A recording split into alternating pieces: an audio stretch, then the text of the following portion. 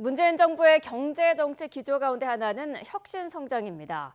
지난달에는 인공지능 AI 강국이 되겠다는 포부도 내놨는데요. 하지만 4차 산업혁명을 준비하기에는 규제의 벽이 높아 보입니다. 먼저 최하영 기자가 보도합니다.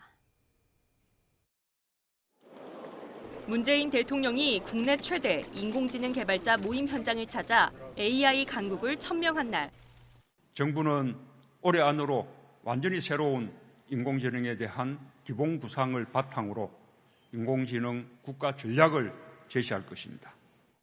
검찰은 차량 공유 서비스인 타다를 불법 영업 혐의로 기소했습니다.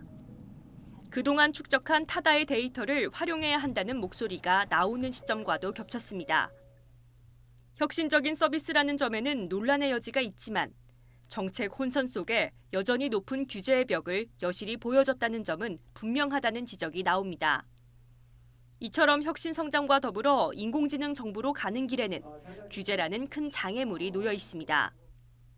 알파고가 바둑 기록을 학습해 이세돌 구단을 이긴 것처럼 인공지능의 발전에는 사람이 축적한 방대한 양의 데이터, 즉 빅데이터가 무엇보다 중요하지만 이를 활용할 길은 사실상 막혀 있기 때문입니다.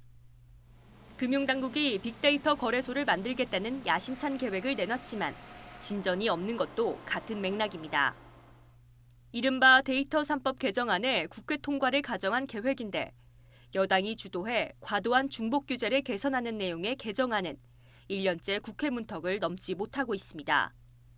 특히나 우리나라는 전 세계적으로도 개인정보 보호 규제가 강력한 국가 가운데 하나로 꼽힙니다. 우리나라 개인정보보호법이 보호는 확실하게 하는데 그 데이터를 활용한다는 측면에서는 상당히 발목을 잡고 있는 건 분명하고요. 악용할 수 있으니 아예 활용을 하지 마라라는 그런 취지로 법률이 되어 있습니다.